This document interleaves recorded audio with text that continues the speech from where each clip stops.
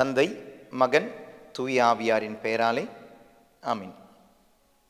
இயேசுவில் அன்பார்ந்தவர்களே, liturgy of word அப்படின்ற செக்ஷன், நான் சொன்னேன் பிரேக்கிங் ஆஃப் த வேர்ட், இறை வார்த்தையை பெற்றுக் கொடுக்குற செக்ஷன். அந்த செக்ஷன் என்ன? திருவழிபாட்டு முறையில் லிட்டர்ஜி ஆஃப் த வேர்ட் எதெல்லாம்? முதல் வாசகம் தியான பாடல், இரண்டாம் வாசகம் நற்செய்தி வாசகம், நற்செய்தி அறிவுரை போதனை ஹோமிலி, அதற்கு பிறகு வர விசுவாச பிரமாணம், விசுவாசிகளின் மன்றாட்டு, நம்பிக்கையாளரின் மன்றாட்டு. இவ்வளோ சேர்ந்து தான் பிரேக்கிங் ஆஃப் த வேர்ட் அப்படின்ற செக்ஷன். அதுக்கப்புறம் பிரேக்கிங் ஆஃப் த வேர்டு, காணிக்கை பாடல் முதல் பிரேக்கிங் ஆஃப் த பிரெட்டுக்கு கடந்து போயிடும். அதனால் இந்த லிட்டர்ஜி ஆஃப் வேர்டு இதில் இந்த முதல் வாசகம், உங்களுக்கு வாசக முன்னுரைகள் இருக்கலாமா கேட்டால் வாசக முன்னுரை வாசிக்கலாம். ஆனால் அந்த வாசக முன்னுரையே ஒரு ஹோமிலியாக மாறிடக்கூடாது. சரி, உங்களுக்கு வாசக முன்னுரைன்னு கொடுப்பாங்க சில டைம், சில ஸ்பெஷல் மாஸ்லாம் அவங்களே ஒரு பிரசங்கம் மாதிரி எழுதிட்டு வந்துடுவாங்க. முதல் வாசகத்தில் அவங்களுக்கு என்னெல்லாம் சொல்லணுமோ அதெல்லாம் எழுதிட்டு வந்துடுவாங்க. ஃபாதருக்கு அதற்கான ஒரு வாய்ப்பு கிடையாது. ஸோ வாசக முன்னுரை என்பது அந்த வாசகம் கேட்பதற்காக மக்களுக்கு ஆன ஒரு இன்ட்ரொடக்ஷன். அது இருக்க வேண்டும் என்ற கட்டாயம் இல்லை. இல்லைன்னா நல்லது, வாசக முன்னுரை இல்லாமல் இருக்கிறது தான் நல்லது. இனி வாசக முன்னுரைன்னு ஒன்று கொண்டு வந்தீங்கன்னா அது ஒரு ஹோமிலியாக மாறிடக்கூடாதுன்னு கவனிச்சுக்கோங்க. இனி அடுத்தது, இந்த வாசகங்களில் எதற்கெல்லாம் எழுந்து நிற்கணும், எதுக்கு உட்காரணும்? உங்களுக்கு தெரிஞ்ச விஷயந்தான். நற்செய்தி வாசகத்திற்கு மட்டும் நாம் அனைவரும் எழுந்து நிற்போம். ஒன்று வாசகம் தியான பாடல், ரெண்டாம் வாசகங்களுக்கு நம்ம உட்கார்ந்துருப்போம். சிலவங்க நீங்கள் பார்த்துருப்பீங்க, ரொம்ப பயபக்தியோட எல்லாத்துக்குமே முட்டிக்கால் போட்டுக்கிட்டே இருப்பாங்க. நற்செய்தி கூட வாசிக்கும் போது முட்டிக்கால் போட்டே அப்படியே வாங்கிப்பாங்க. பார்க்க அழகாக இருக்கும், ஆனால் ஒரு யூனிட்டி இருக்கணும். நம்மளுடைய திருவழிபாட்டு முறையில் ஒரு ஒற்றுமை உண்டு. ஏனெனில் திருவழிபாட்டு முறையில் நான் சொன்னேன், physically may be different persons, but spiritually we are one person. நாம் உடல் அளவில் பலராக இருந்தாலும் ஆன்மீக அளவில் ஒரு சரீரம், கிறிஸ்து என்னும் சிரசும் திரு அவையாகிய உடலும். அப்போ ஒரு உடலாக திருப்பலியில் பங்கெடுக்கிறோம். கொஞ்சம் யோசிச்சு பாருங்களேன், நீங்கள் நடக்கும் பொழுது வலது கால் முன்னால் போயிட்டுருக்கு, இடது கால் பின்னால் போனவங்களால் நடக்க முடியுமா? முடியாது, யூனிட்டி இல்லை. அப்போது சரீரத்திற்கு ஒரு ஒற்றுமை உண்டு, ஒரு யூனிட்டி உண்டு. அதனால் எல்லாரும் உட்காரும் பொழுது உட்காரணும். திருச்சபை சொல்லியிருக்கு, உட்காருங்க, எழுந்து நில்லுங்க. எல்லாரும் எழுந்து நிற்கும் போது எழுந்து நிற்கணும். இது யூனிட்டி. நீங்கள் பாருங்களேன், உலகத்தில் நீங்கள் எங்கே போய் நம்மளுடைய இந்த லாட்டின் ரைட் திருப்பலியில் பங்கெடுத்தாலும் ஒரே மாதிரி இருக்கும். மொழி வித்தியாசம் இருக்கலாம், தமிழில், தெலுங்கில், கன்னடாவில், மலையாளத்தில், ஹிந்தியில், மராட்டியில், மற்ற ஆப்பிரிக்கன் மொழிகளில், ஏஷியன் மொழிகளில், இல்லைனா இங்கிலீஷ், எங்கே வேணாலும் நீங்கள் போய் பங்கெடுத்து பாருங்கள், லாட்டின் ரைட் மாஸ் ஒரே மாதிரி இருக்கும். அவ்வளோ ஒரு அழகு இருக்குங்க திருவை நமக்கு ஒரு விஷயத்தை சொல்லும் பொழுது. அந்த ஒரு ஒற்றுமை வேண்டும். அதனால் நாம் எழுந்து நிற்பது காஸ்பலுக்கு, நற்செய்தி வாசகத்திற்கு எழுந்து நிற்கிறோம், மற்ற வாசகங்களுக்கு நாம் அமர்ந்திருக்கிறோம். இனி முதல் வாசகம். அந்த முதல் வாசகம் எங்கிருந்து எடுக்கப்படுகிறது? உங்களுக்கு தெரியும், முதல் வாசகம்னு தான் சாதாரணமாக அது பழைய ஏற்பாட்டில் தான் எடுக்கப்படுகிறது. உயிர்ப்பு காலத்தில் மட்டும்தான் ஆக்ட்ஸ் ஆஃப் தி அப்போஸ்டல்ஸ் திருத்தூதர் பணியிலிருந்து எடுக்கப்படுகிறது. அதர்வைஸ் சாதாரணமாக பழைய ஏற்பாட்டில் தான் முதல் வாசகம் எடுக்கப்படுகிறது. அப்போ நிறைய பேருக்கு இந்த ஒரு கன்ஃபியூஷன் இருக்கலாம், ஏன் ஃபாதர் பழைய ஏற்பாட்டிலேருந்து எடுக்கணும்? பழைய ஏற்பாட்டுக்கும் நமக்கு எந்த கனெக்ஷன் இல்லையே, நமக்கு தான் அதில் நமக்கு தான் புதிய ஏற்பாட்டு போதுமே. அது ஏன் திரு அவை பழைய ஏற்பாட்டிலிருந்தும் எடுக்கிறது? அது ஒரு சிங்கிள் பைபிளுங்க. Bible is a single unit. ஆண்டவருடைய பாதுகாப்பு இயேசு கிறிஸ்துவிடமிருந்து தொடங்கியது அல்ல. ஆண்டவருடைய பாதுகாப்பு என்பது இயேசு கிறிஸ்துவிற்கு முன்னிலையிலும் படைப்பிலிருந்தே மூவரையனுடைய பாதுகாப்பு நம்மோடு உண்டு என்பதை காண்பிக்கவும் பைபிள் என்பது ஒரு யூனிட், ஒரு புத்தகம் என்பதை காண்பிக்கும் தான் பழைய ஏற்பாட்டிலிருந்து எடுக்கப்படுகிறது. 3 விஷயத்தை நம்ம மறந்துடக்கூடாது. இந்த பழைய ஏற்பாட்டிலிருந்து நாம் ஏன் இதை எடுக்கிறோம்?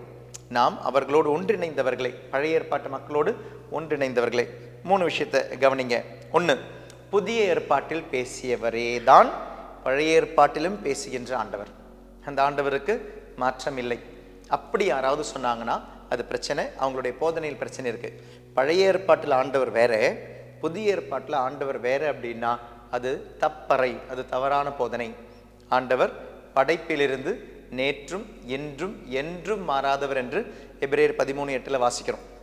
அப்போ பழைய ஏற்பாட்டில் வேற ஆண்டவர், அவர் கோவப்படுறவர், அவர் அழிக்கிறவர் அப்படின்னு சொல்லி தப்பறைகள் உண்டு, தப்பான போதனைகள் உண்டு. புதிய ஏற்பாட்டில் ஆண்டவர் அன்பானவர், இரக்கம் உள்ளவர் அப்படின்னு சொல்கிறது அது ஒரு தப்பான போதனையும் தப்பான கொள்கையும். அந்த தப்பறைகளில் போய் மாட்டிக்காதீங்க. It's heresy. பழைய ஏற்பாட்டில் ஆண்டவரும் புதிய ஏற்பாட்டில் ஆண்டவரும் ஒரே ஆண்டவர். மீட்பில் ஒரு தொடர்ச்சி உண்டு என்பதற்காக தான் முதல் காரணம். இரண்டாவது, பழைய ஏற்பாட்டிலும் புதிய ஏற்பாட்டிலும் இன்று நாம் கடந்து போவது எல்லாமே அன்றைய மக்கள் கடந்து போனது தான். நம்மளுடைய சிச்சுவேஷன்ஸ், நம்மளுடைய ப்ராப்ளம்ஸ் எல்லாமே சேம், மாற்றம் இல்லை. பழைய ஏற்பாட்டில் ஜனங்களை பாருங்கள், ஏன் ஆதாமை வாழ்ந்து எடுங்க, அன்னையிலிருந்து இன்னைக்கு வர நாம் கடந்து போகிற மக்களுடைய ப்ராப்ளம் அப்படின்றது, மக்களுடைய சிச்சுவேஷன் அப்படின்றது, மனிதனுடைய சிந்தனை என்பது, மனிதனுடைய அந்த சூழ்நிலை என்பது, எவ்வளோதான் நம்ம மாடர்ன் ஆகியிருந்தாலும், எவ்வளோதான் நம்ம ஒரு புதுமையாக மாறி இருந்தாலும், நம்மளுடைய ஜென்ரேஷன் மாறி இருந்தாலும், நீங்கள் அதனுடைய ப்ராப்ளத்தை பாருங்கள், பாவங்களை பாருங்கள், சூழ்நிலையை பாருங்கள், இதெல்லாமே ஒன்று தான். அதாவது ஒரே மிட்டாய் பல புது புது பேக்கெட்டில் வந்திருக்கு, சேம் தான். அதனால் ரெண்டாவது காரணம் அதுதான். சேம் ப்ராப்ளத்தில் தான் நம்ம எல்லாமே இருக்கிறோம், சேம் சிச்சுவேஷனில் தான் நம்ம இருக்கிறோம். மூணாவது காரணம், பழைய ஏற்பாட்டின் நிகழ்வின் பொருள் இன்றும் நமக்கு பொருந்தும். அப்போ பழைய ஏற்பாட்டில் எழுதப்பட்டது சும்மா ஒரு ரெக்கார்ட்ஸ் கிடையாது, பதிவு செய்யப்பட்ட பதிவுகள் மட்டும் அல்ல, ஜஸ்ட் ரெக்கார்டடான சில விஷயங்கள், இன்னைக்கு நமக்கு சம்பந்தம் இல்லாத விஷயங்கள் அல்ல, இன்று நம்மளுடைய வாழ்க்கையில் பொருந்தும், பொருள் தரும். It gives meaning even now in this 2026. இந்த வருடத்திலும் இந்த நூற்றாண்டிலும் நமக்கும் பொருந்தும் விஷயம்தான் பழைய ஏற்பாட்டிலும் உண்டு. அதனுடைய தொடர்ச்சி தான் புதிய ஏற்பாடும். ரோமியருக்கு எழுதப்பட்ட திருமுகத்தில் 15வது அதிகாரத்தில் 4வது வசனத்தில் பவுலடிகளார் சொல்லுவார், முற்காலத்தில் எழுதப்பட்டவை அனைத்தும் நமக்கு அறிவுரையாகவே எழுதப்பட்டன, மறைநூல் தரும் மன உறுதியினாலும் ஊக்கத்தினாலும் நமக்கு எதிர்நோக்கு உண்டாகிறது. எவ்வளோ அழகாக சொல்றாரு பாருங்களேன். முற்காலத்தில் எழுதப்பட்டவை, பழைய ஏற்பாட்டில் எழுதப்பட்டவை அவர்களுக்காக மட்டுமல்ல, அனைத்தும் நமக்கு அறிவுரையாகவே எழுதப்பட்டன. அப்போ அதை வாசிக்க வேண்டாமா? அதை தெரிஞ்சிக்க வேண்டாமா? இப்போ ரீசெண்டாக சிலவங்கெல்லாம் சொன்னாங்க, ஃபாதர் எல்லா தியானமெல்லாம் அட்டன் பண்ணது பிறகு, நிழல்களின் நிஜங்களெல்லாம் பார்த்த பிறகு பழைய ஏற்பாட்டு மேலே ஒரு பாசம் வந்திருக்கு, பழைய ஏற்பாட்டு மேலே ஒரு பக்தி வந்திருக்கு, பழைய ஏற்பாட்டை வாசிக்கணும்னு ஆசை வந்திருக்கு. பழைய ஏற்பாட்டை வாசிக்க நிறைய பேர் ஆரம்பிச்சிருக்காங்க. புதிய ஏற்பாடு மட்டும் கிடையாது, பழைய ஏற்பாடை வாசிக்க ஆரம்பிச்சு இருக்காங்க. நிறைய பேர் பைபிளை முழுக்க வாசிக்க ஆரம்பிச்சுக்கிறாங்க. நிறைய வாலிப பசங்க இன்னைக்கு புதுசு டெய்லியும் பைபிளை வாசிக்கிறவங்க இருக்காங்க. எங்கேருந்து தொடங்கியிருக்காங்க? பழைய ஏற்பாட்டில் தான் தொடங்கியிருக்காங்க. அதில் இருக்கிற ஆண்டவரும் புதிய ஏற்பாட்டில் இருக்கிற ஆண்டவரும் ஒருவரே. இதில் இருக்கிற ருசி அதிலும் இருக்கு, இதில் இருக்கிற அன்பு அதிலும் இருக்கு, இதில் இருக்கிற தண்டனையும் கண்டிப்பும் அதிலும் இருக்கு. பழைய ஏற்பாடும் புதிய ஏற்பாடும் வெவ்வேறானது அல்ல, அது தொடர்ச்சியே என்பதை அறிவுறுத்தவே பழைய ஏற்பாடு the God of Israelites is God of Christians too.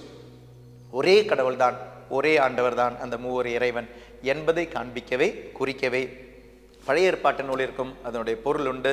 அது ஒரு யூனிட், ஒரு பைபிள், ஆண்டவர் தந்த ஒரு புத்தகம். அது நமக்கு புரியணும், தெரியணும். அதனால்தான் முதல் வாசகம் பழைய ஏற்பாட்டிலிருந்து சாதாரணமாக எடுக்கப்படுகிறது. ஆசைப்படுவோம் வாசிக்க, பழைய ஏற்பாட்டை அன்பு செய்வோம், பழைய ஏற்பாட்டில் இருக்கிற ஆண்டவர் அன்பு செய்வோம். அவர் தீயவர் அல்ல, அவரும் விண்ணக தந்தையே, நல்ல ஒரு ஆண்டவரே. புதிய ஏற்பாட்டில் உள்ள தந்தை தான் பழைய ஏற்பாட்டிலும் உள்ள தந்தை. புரிந்து கொள்வோம், அந்த தந்தையை அன்பு செய்வோம், அவருடைய ஆசீர்வாதத்தை பெறுவோம். பழைய ஏற்பாடும் விவிலியத்தினுடைய ஒரு பகுதியை எல்லாம் அல்ல இறைவன் நம்மை ஆசீர்வதிப்பாராக. தந்தை, மகன், தூய ஆவியின் பெயராலே ஆமென். God bless you.